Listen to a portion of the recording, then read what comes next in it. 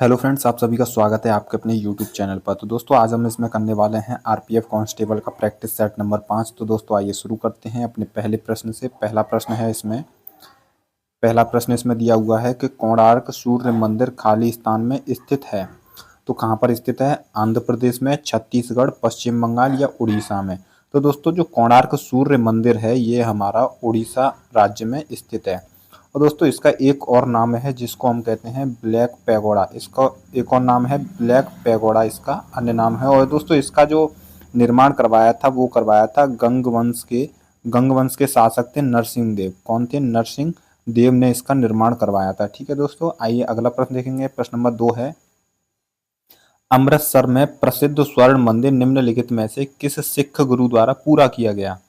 तो दोस्तों यहाँ पर पूरा किया गया था पूछ रहे हैं। ठीक है दोस्तों, नींव नहीं रखी वो नहीं पूछ रहे हैं। ऑप्शन ए गुरु अंगद, गुरु गोविंद सिंह, गुरु रामदास या गुरु अर्जुन देव। तो दोस्तों जो अमृतसर में प्रसिद्ध स्वर्ण मंदिर है, पहली बात तो स्वर्ण मंदिर को हरमिंदर साहिब भी कहा जाता है। क्या कहा जाता है? हरमिंदर साहिब भी इसको कहा जाता है, इसका अन्य नाम है। ठीक है दोस्तों, और इसका जो पूरा कार्य करवाया था गुरु अर्जुन देव ने करवाया था, जो कि सिखों के 5वें नंबर के गुरु थे। ठीक है दोस्तों, सिखों के कौन से नंबर के? गुरु अर्जुन देव थे। अगला प्रश्न देखेंगे। प्रश्न नंबर 3 है, एटीएम गैस द्वारा उपयोग किए जाने वाले खाली स्थान को मापने की एक इकाई है। तो किसको मापने के लिए एक इकाई है? एटीएम। दबाव, तापमान, विकिरण या संवहन।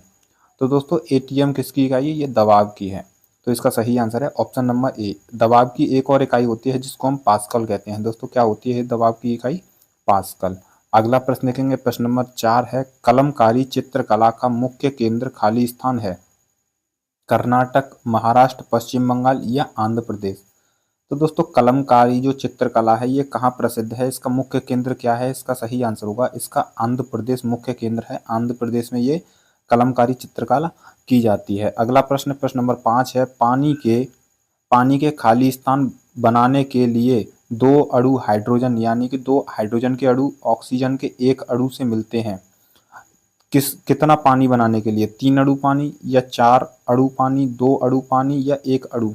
तो दोस्तों इसका सही आंसर है जब एक अणु पानी का बनाया जाता है तो उसके लिए 2 हाइड्रोजन और 1 ऑक्सीजन होता है। पानी का जो रासायनिक सूत्र होता है वो H2O होता है, यानी कि हाइड्रोजन के इसमें 2 अणु होते हैं और ऑक्सीजन के इसमें 1 अणु होता है। ठीक है दोस्तों, अगला प्रश्न देखेंगे। प्रश्न नंबर 6 है, नर्मदा सागर परियोजना निम्नलिखित में से किस राज्य में स्थित है? छत्तीसगढ़, उत्तर प्रदेश, मध्य प्रदेश या गुजरात। तो नर्मदा सागर परियोजना है ये गुजरात राज्य में स्थित है। इसका दोस्तों दूसरा नाम भी है सरदार सरोवर परियोजना। कौन सी है? सरदार सरोवर परियोजना इसका अन्य नाम है। और ये किस नदी पर है? ये नर्मदा नदी पर स्थित है। ठीक है दोस्तों, इसका सही आंसर है ऑप्शन नंबर 4 गुजरात। अगला प्रश्न है, प्रश्न नंबर 7 है, सदाबहार शंकुधारी वृक्ष मुख्य रूप से किस जीवों में पाया जाता है? तो घास स्थल जीवों में, वन जीवों में, जलीय जीवों में या मरुस्थलीय जीवों में।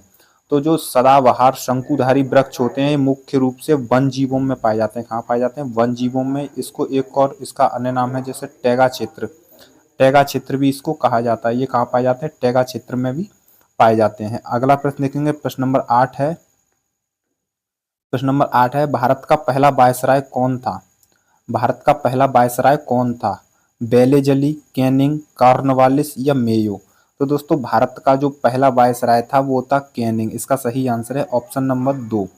और जो ये वायसराय बनाया गया था जब भारत का जो गवर्नर जनरल होता था उसी को नाम वायसराय कर दिया गया था। ये किससे किया गया था? 1858 का जो भारत सरकार अधिनियम आया था उसके द्वारा भारत के जो गवर्नर जनरल को वायसराय बना दिया गया। और जो वायसराय की जो नियुक्ति होती थी सीधे जो ब्रिटिश सरकार करती थी। इसकी नियुक्ति कौन करती थी? ब्रिटिश सरकार इसको करके भेजती थी। ठीक है दोस्तों, आगे देखेंगे। अगला प्रश्न है, प्रश्न नंबर 9 है, किस अधिनियम ने भारत में दोहरी सरकार को समाप्त किया था? ऑप्शन 1 भारतीय स्वतंत्रता अधिनियम 1947, ऑप्शन 2 भारत सरकार अधिनियम 1935 या भारत सरकार अधिनियम 1858 या भारत सरकार अधिनियम 1909। तो इसका सही आंसर होगा भारत सरकार अधिनियम 1858 इसका सही आंसर है। जो भारत में जो दोहरी सरकार थी उसको समाप्त किया था भारत सरकार अधिनियम 1858 में। और जो दोस्तों दोहरी सरकार चलाई गई थी वो चलाई गई थी 1784 का जो पिट्स इंडिया एक्ट था उसके द्वारा भारत में दोहरी सरकार को चलाया था। अगला प्रश्न देखेंगे, प्रश्न नंबर 10 है, निम्नलिखित में से कौन सा तमिल साहित्य का महाकाव्य है?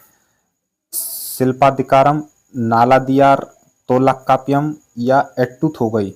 तो दोस्तों जो तमिल साहित्य का एक महाकाव्य है, कौन सा है? शिल्पाधिकारम। शिल्पाधिकारम ये तमिल साहित्य का एक महाकाव्य है और इसके जो रचनाकार हैं वो हैं इसके इंग्लो आदिगल। कौन है? इलंगो आदिगल। इसके इलंगो आदिगल इसके जो हैं रचनाकार हैं। और ये दोस्तों एक महाकाव्य है और तमिल साहित्य का है। और तमिल साहित्य को दोस्तों एक और नाम से जाना जाता है, इसको संगम साहित्य भी कहते हैं। क्या कहते हैं इसको? संगम साहित्य भी इसका नाम है। ठीक है दोस्तों, इसमें देखेंगे आगे,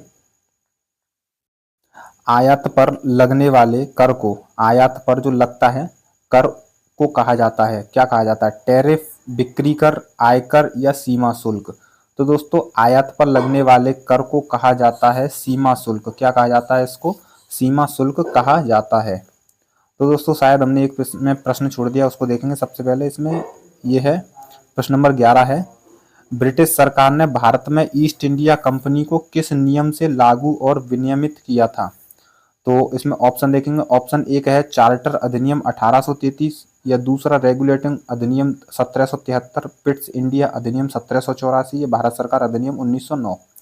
तो इसमें जो ईस्ट इंडिया कंपनी को किस नियम से लागू किया गया था? ये था रेगुलेटिंग एक्ट 1773। इसके द्वारा ईस्ट इंडिया कंपनी को लागू और विनियमित किया गया था। और इसी में जो बंगाल का गवर्नर था उसका नाम क्या कर दिया था? Governor general. क्या कर दिया गया था? गवर्नर, इसमें जनरल उसको बना दिया गया था 1773 के रेगुलेटिंग एक्ट के द्वारा। आगे इसमें देखेंगे, प्रश्न नंबर 13 है, ऐसी प्रक्रिया जिसके द्वारा एक जीवित पौधे का पानी परासरण द्वारा कम होता है और सिकुड़ता है उसे कहा जाता है? ऑप्शन एक प्लाज्मोलिसिस, ऑप्शन दो साइटोलिसिस, या ब्लाटोलिसिस, या होमोलिसिस? तो इसका सही आंसर होगा ऑप्शन नंबर एक, प्लाज्मोलिसिस कहा जाता है ऐसी प्रक्रिया जिसमें जीवित पौधे का जो पानी है वो परासरण द्वारा कम हो जाता है और सिकुड़ता है। अगला प्रश्न देखेंगे, प्रश्न नंबर 14 है, निम्नलिखित में से कौन सी दक्षिण अमेरिका की सबसे लंबी पर्वतीय श्रृंखला है? ऑप्शन देखेंगे इसमें। ऑप्शन है आल्प्स, आल्प्स पर्वत श्रृंखला, हिमालय, एंडीज या रॉकी? तो दोस्तों इसका सही आंसर होगा जो दक्षिण अमेरिका की जो सबसे लंबी पर्वत श्रृंखला है एंडीज है। और दोस्तों ये विश्व की भी सबसे लंबी पर्वत श्रृंखला है। इसकी जो लंबाई है लगभग 9000 किलोमीटर है। कितनी है? 9000 किलोमीटर है। और ये जो 7 देशों से अपनी सीमा बनाता है। ये पर्वत कितने? 7 देशों से अपनी सीमा बनाता है। अगला प्रश्न देखेंगे, प्रश्न नंबर 15 है, अंतर्राष्ट्रीय पुनर्निर्माण और विकास बैंक को लोकप्रिय रूप में खालिस्तान के नाम से जाना जाता है। किसके नाम से? WTO, विश्व बैंक, विश्व आर्थिक मंच या IMF? तो दोस्तों अंतर्राष्ट्रीय पुनर्निर्माण और विकास बैंक, इसको वर्ल्ड बैंक के नाम से भी जाना जाता है। इसकी जो शॉर्ट फॉर्म है यानी कि इसका है international bank for reconstruction and development. इसकी जो नाम है इंग्लिश में। ठीक है दोस्तों, यानी अंतर्राष्ट्रीय इंटरनेशनल पुनर्निर्माण यानी कि रिकंस्ट्रक्शन एंड डेवलपमेंट बैंक इसका नाम है। और विश्व बैंक को ही इसका कहा जाता है IBRD। अगला प्रश्न है, प्रश्न नंबर 16 है, मंगल ग्रह में कितने प्राकृतिक उपग्रह हैं? ऑप्शन एक कोई नहीं, 1, 3 या 2? तो मंगल ग्रह के कितने उपग्रह हैं? तो इसका सही आंसर है ऑप्शन नंबर 4 यानी कि 2 इसके उपग्रह हैं। उनके नाम, एक है फोबोस, एक का नाम क्या है? फोबोस, और एक का नाम है डीमोस, एक का नाम है डीमोस। ठीक है दोस्तों, आगे देखेंगे। अगला प्रश्न है, प्रश्न नंबर 17 है, जवाहरलाल नेहरू नेहरू जो ट्रस्ट है वो खालिस्तान में स्थित है। जवाहरलाल नेहरू पोर्ट ट्रस्ट वो कहाँ है? भुवनेश्वर, कोच्चि, मुंबई या विशाखापट्टनम? तो दोस्तों जो जवाहरलाल नेहरू पोर्ट ट्रस्ट है ये कहाँ पर है? ये मुंबई में है। कहाँ है? मुंबई में। और इसी का जो पहले नाम था वो था नहावा सेवा। क्या था? नहावा सेवा इसी का नाम था। और ये सबसे बड़ा कंटेनर पुल है। कौन? कंटेनर पोर्ट है। कैसा है? ये कंटेनर पोर्ट है। ठीक है दोस्तों, भारत का सबसे बड़ा कंटेनर पोर्ट। अगला प्रश्न देखेंगे, प्रश्न नंबर 18 है, किण्वन प्रक्रिया की खोज किसने की?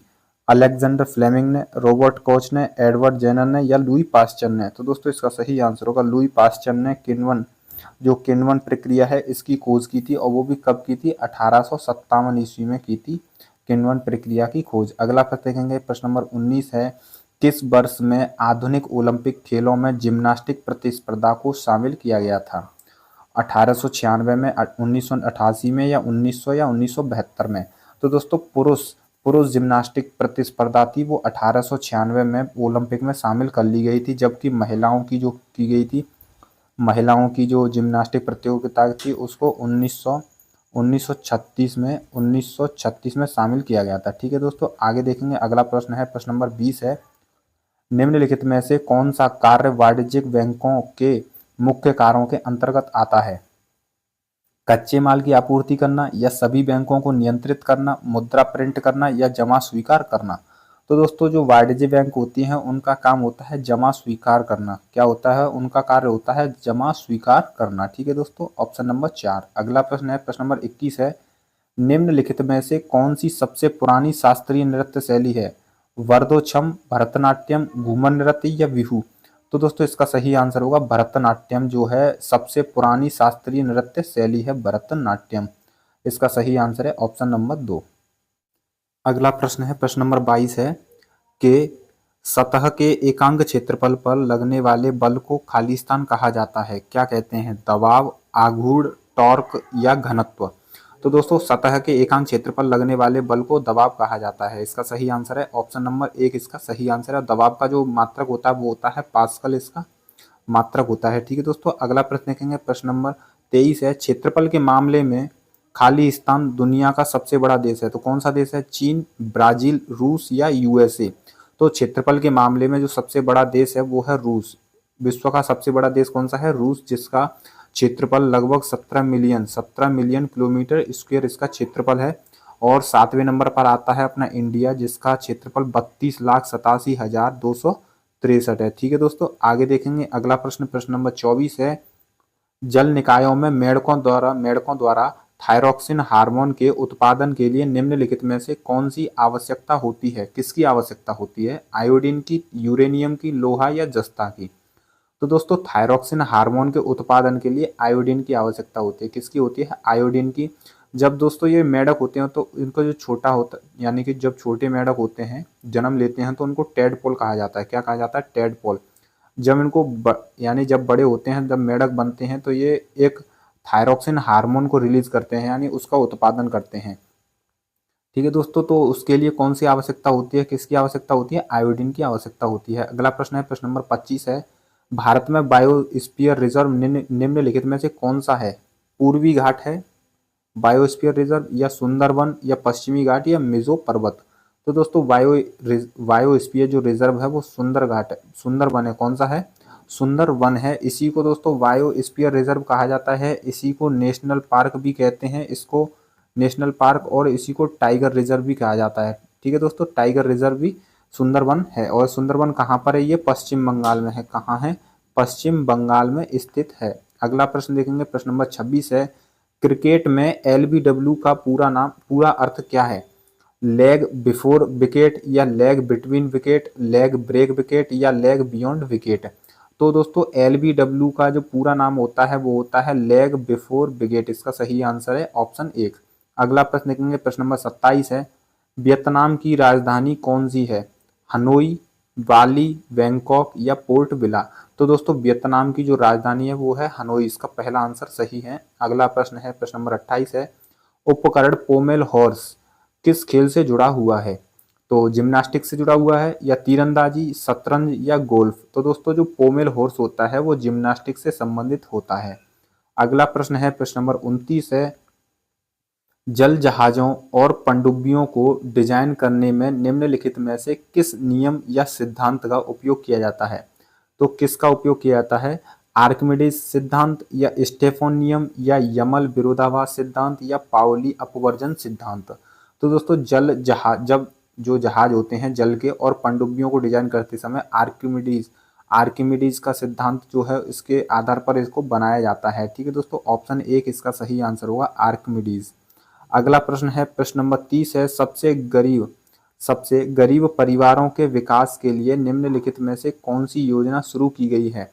शहरीकरण, या स्वयं सहायता समूह? तो दोस्तों जो सबसे गरीब परिवार होते हैं उनके लिए एक योजना चलाई जाती है, उसको कहा जाता है स्वयं सहायता समूह। इसको कहा जाता है SHG, यानी कि सेल्फ हेल्प ग्रुप। ठीक है दोस्तों, स्वयं सहायता समूह शुरू किए जाते हैं गरीबों के लिए।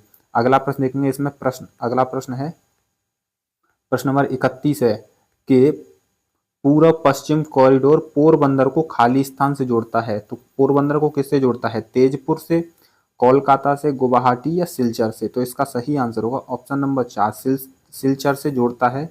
जो पूर्व पश्चिम कॉरिडोर है ये पोरबंदर जो गुजरात में है, और सिलचर ये असम में पड़ता है, पश्चिम बंगाल में। तो इसका सही आंसर हो ऑप्शन नंबर 4। ठीक है दोस्तों, और जो उत्तर से दक्षिण को जोड़ता है वो होता है श्रीनगर से कन्याकुमारी। और ये दोनों जब कॉरिडोर मिलते हैं, तो कहाँ मिलते हैं? ये मिलते हैं झांसी, उत्तर प्रदेश में। कहाँ?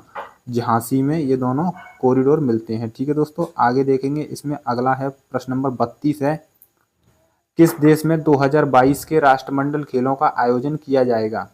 तो दोस्तों ये हो चुका है। तो किस में हो चुका है? चीन में, इंग्लैंड, इंडोनेशिया या भारत? तो इसका सही आंसर है इंग्लैंड में हुए थे 2022 के राष्ट्रमंडल यानी कॉमनवेल्थ गेम्स। आगे प्रश्न है प्रश्न नंबर 33 है, शब्द श्वेतांबर खालिस्तान से जुड़ा हुआ है, किससे जुड़ा हुआ है? सिख धर्म से, जैन धर्म से, बौद्ध धर्म से या यहूदी धर्म से?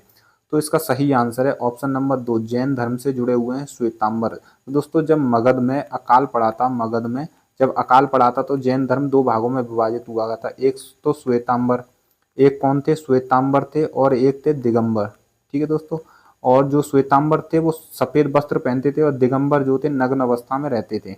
तो इसका सही आंसर है जैन धर्म। अगला प्रश्न देखेंगे, प्रश्न नंबर 34 है, ऐसी प्रजातियां जो केवल कुछ क्षेत्रों में पाई जाती हैं और जो आमतौर पर प्राकृतिक या भौगोलिक बाधाओं के कारण अलग थलग पड़ जाती हैं, वह कहलाती हैं। तो उनको क्या कहते हैं?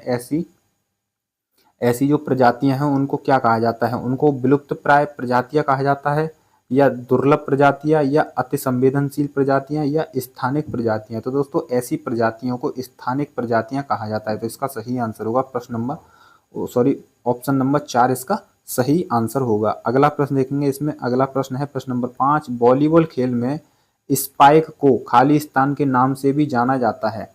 तो जो स्पाइक होता है वॉलीबॉल में, उसको और क्या नाम बोलते हैं? ओपन बोलते हैं, या प्रोटेक्शन, या ड्रॉप, या स्मैश? तो इसका सही आंसर होगा ऑप्शन नंबर 4 इसका सही आंसर है, उसको स्मैश भी कहा जाता है। अगला प्रश्न देखेंगे, प्रश्न नंबर 36 है, किसे भारत की आज़ादी का पहला युद्ध कहा जाता है? किसे कहा जाता है? सिपाही विद्रोह को, या भीमा कोरेगांव युद्ध को, या बक्सर की लड़ाई, या प्लासी की लड़ाई? तो जो भारत की आज़ादी का पहला युद्ध था वो था सिपाही विद्रोह, जिसको मेरठ से शुरू किया गया था। वो भी कब किया गया था? 10 मई 1857 से ये शुरू हुआ था, मेरठ से सिपाही विद्रोह। अगला प्रश्न है प्रश्न नंबर 37 है, दुनिया में चौथा सबसे बड़ा महाद्वीप कौन सा है? उत्तर अमेरिका, एशिया, दक्षिण अमेरिका या अफ्रीका? तो दोस्तों विश्व में, दुनिया में चौथा जो महाद्वीप है वो है दक्षिण अमेरिका, इसका सही आंसर है। पहला है जो सबसे बड़ा है वो है एशिया, एशिया के बाद है अफ्रीका, अफ्रीका के बाद उत्तरी अमेरिका, और उसके बाद है दक्षिण अमेरिका। ठीक है दोस्तों, तो इसका सही आंसर है दक्षिण अमेरिका, ऑप्शन नंबर 3। अगला प्रश्न है, बंगाल के पहले गवर्नर जनरल के रूप में किसे नियुक्त किया गया था? तो किसे नियुक्त किया गया था इसमें देखेंगे। सबसे पहले पहला ऑप्शन है William Bentinck, Warren Hastings, Lord Mayo, या फिर रॉबर्ट क्लाइव? तो दोस्तों इसका सही आंसर होगा वॉरेन हेस्टिंग जो थे बंगाल के पहले गवर्नर जनरल के रूप में नियुक्त किया गया था इसको। और जो किसके अधिनियम, जो रेगुलेटिंग एक्ट आया था, रेगुलेटिंग एक्ट 1773 का जो रेगुलेटिंग एक्ट था, उसके द्वारा बंगाल के पहले गवर्नर जनरल के रूप में नियुक्त किया गया था। अगला प्रश्न देखेंगे, प्रश्न नंबर 39 है, प्रत्येक संसद का जो पहला घंटा निम्नलिखित में से किसके लिए रखा गया है? तो किसके लिए रखा गया है? शून्यकाल के लिए, प्रश्नकाल के लिए, या विशेषाधिकार घंटा, या ध्यानाकर्षण प्रस्ताव होता है? तो दोस्तों जो संसदीय जो बैठक होती है उसका जो पहला घंटा होता है वो होता है प्रश्नकाल। तो इसका सही आंसर होगा ऑप्शन नंबर 2 इसका सही आंसर है, जो प्रश्नकाल होता है उसके लिए रखा जाता है। अगला प्रश्न है प्रश्न नंबर 40 है कि 1765 से पहले ब्रिटिश ईस्ट इंडिया कंपनी के पास एकमात्र कौन सा अधिकार था? तो कौन सा अधिकार था? राजस्व संग्रह अधिकार था, इनमें से कोई भी नहीं था, या व्यापार का एकमात्र अधिकार था, या प्रशासन अधिकार था? तो दोस्तों 1765 ईस्वी से पहले जो ईस्ट इंडिया कंपनी के पास था वो एकमात्र व्यापार का अधिकार था। जब 1765 ईस्वी में इलाहाबाद की संधि हुई थी रॉबर्ट क्लाइव की शाह आलम द्वितीय के साथ, तो उससे पहले जो था वो केवल व्यापार का ही अधिकार था। अगला प्रश्न है, प्रश्न नंबर 41 है, भारत का संविधान कब लागू हुआ? 26 जनवरी 1950, 15 अगस्त 1950, 26 नवंबर 1949 या 15 अगस्त 1947? तो भारत का जो संविधान लागू हुआ था वो 26 जनवरी 1950 को लागू हुआ था, जबकि 26 नवंबर 1949 को भारत का संविधान अंगीकार हुआ था। ठीक है, अगला प्रश्न देखेंगे, प्रश्न नंबर 42 है, केंद्रीय लोक सेवा आयोग की स्थापना किस वर्ष में हुई थी? 1926 में, 1919 या 1927 या 1935? तो दोस्तों केंद्रीय लोक सेवा आयोग की स्थापना हुई थी वो 1926 में हुई थी और 1919 के अधिनियम के द्वारा हुई थी। उसके बाद इसको जो पुनर्गठित किया गया था वो 1935 में किया गया था, लेकिन जो केंद्रीय लोक सेवा आयोग की स्थापना हुई थी वो 1926 में हुई थी। अगला प्रश्न है, प्रश्न नंबर 43 है कि गैलोरा बुंग कर्णो जीबीके, इसकी शॉर्ट फॉर्म क्या है? जीबीके स्टेडियम कहाँ स्थित है? गैलोरा बुंग कर्णो इंडोनेशिया में, ऑस्ट्रेलिया में, सिंगापुर में या कनाडा में? तो इसका सही आंसर होगा इंडोनेशिया में स्थित है गैलोरा बुंग कर्णो स्टेडियम। अगला प्रश्न है, प्रश्न नंबर 44 है, निम्नलिखित में से कौन सा एक लोकप्रिय पॉलिएस्टर है जिसका उपयोग बोतलें और बर्तन बनाने के लिए किया जाता है? तो कौन सा पॉलिएस्टर है? लेड है, नॉयलॉन, एक्रेलिक या पॉलीएथिलीन टेरेप्थेलेट? तो इसका सही आंसर होगा पॉलीएथिलीन टेरेप्थेलेट। इसका सही आंसर है ऑप्शन नंबर 4। इसको कहा जाता है पीईटी। इसको क्या कहा जाता है? पीईटी, यानी कि पॉलीएथिलीन टेरेप्थेलेट इसको कहा जाता है। अगला प्रश्न है, प्रश्न नंबर 45 है, निम्नलिखित में से किसको सार्वजनिक सामान सामान पब्लिक गुड्स कहा जाता है? कौन सा ऐसा है जो सार्वजनिक सामान है? वस्त्र, खाद्य सामग्री, कारें या राष्ट्रीय सुरक्षा? तो दोस्तों जो सार्वजनिक सामान है वो है राष्ट्रीय सुरक्षा। इसका सही आंसर होगा ऑप्शन नंबर 4।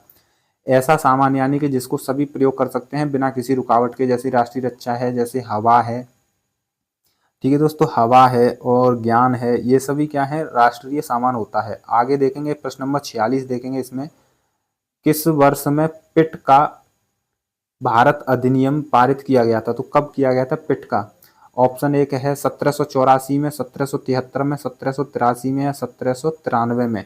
तो पिट्स इंडिया एक्ट आया था जो कि 1784 ईस्वी में आया था, और ये आया था 1773 का जो रेगुलेटिंग एक्ट था उसके जो दोष थे उनको समाप्त यानी कि उनको सुधारने के लिए आया था 1784 ईस्वी में पिट्स इंडिया एक्ट। आगे अगला प्रश्न है 47 है, निम्नलिखित में से किस लिपि में पंजाबी भाषा लिखी जाती है?